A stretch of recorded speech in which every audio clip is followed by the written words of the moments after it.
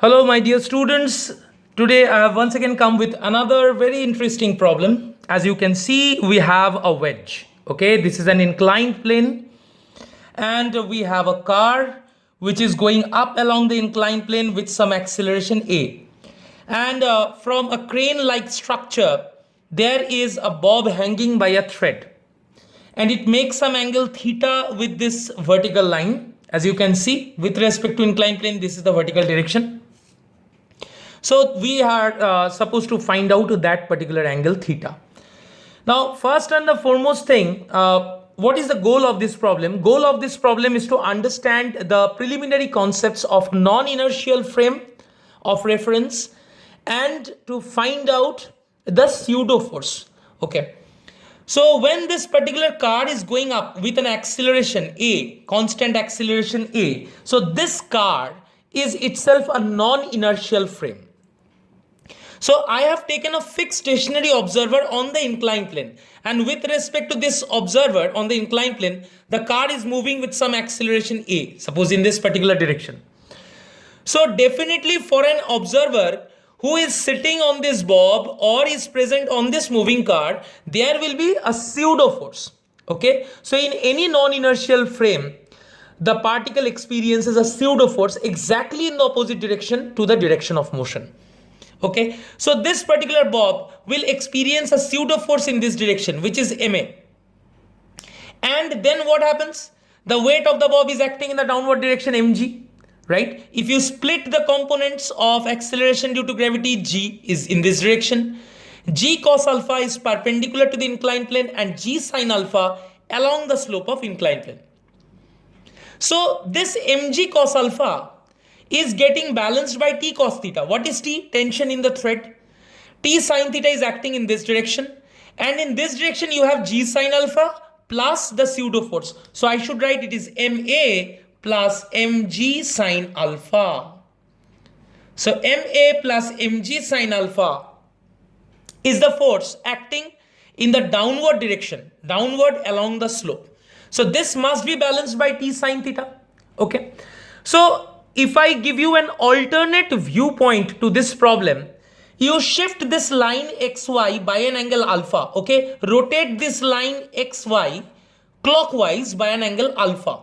Okay, so if you rotate it clockwise by an angle alpha, then this line xy looks like this. It's like a horizontal plane, and it will help you to understand the point of view of this observer who is stationary on the inclined plane. So what you see, this particular observer is standing here. So now if I say that this is my horizontal surface, then g cos alpha will be perpendicular to this line, g sin alpha will be along the line but opposite to the direction of motion of car, and g is the resultant direction. And for any observer who is situated on this moving car, okay, then this is a non-inertial frame in which this observer is present. So this particular observer will experience a pseudo force.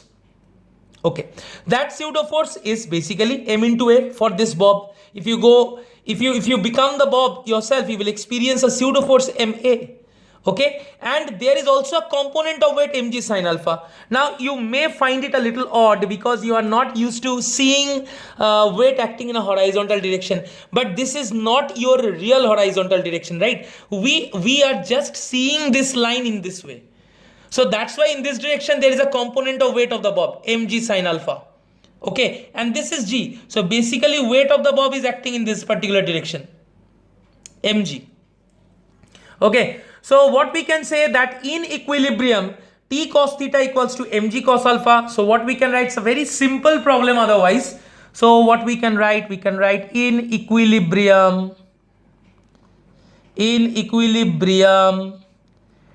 t cos theta equals to mg cos alpha.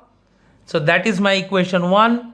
And what we can say that t sin theta equals to ma plus mg sin alpha. So m into a plus g sin alpha.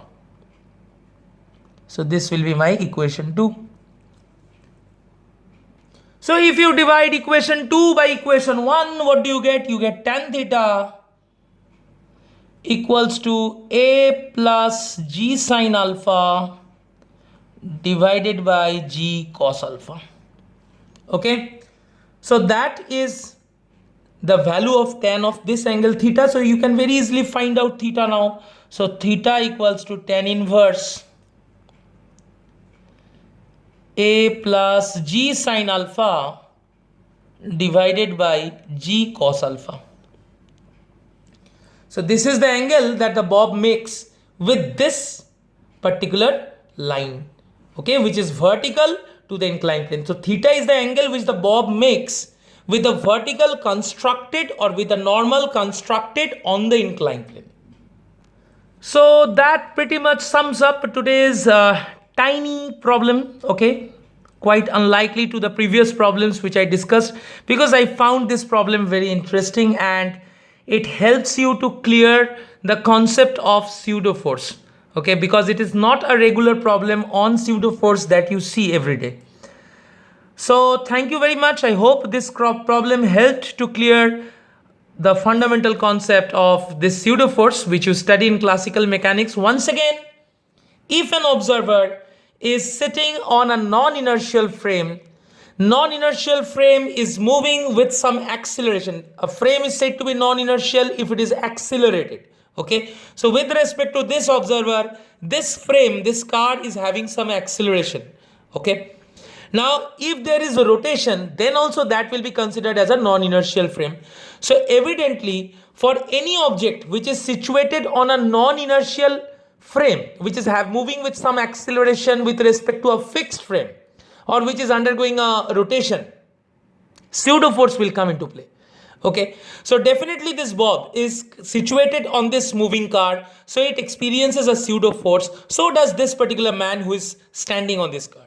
Okay, so similarly, you know that in circular motion, whenever a body is moving in circular motion, so any object which is moving in the circular path experiences a pseudo force in the form of centrifugal force acting in radially outward direction. So this pseudo force is a very, very important thing. It's a very important concept which comes into existence in case of non-inertial frames of reference. And this is your final expression. If the value of A is given, G you can take roughly 10, and this angle alpha is provided, suppose 45 degrees, 60 degrees, 30 degrees, and so on. You can very easily find out the value of theta. I hope this problem was useful. Thank you everyone. All of you take care. See you again with another interesting problem till next video. Goodbye.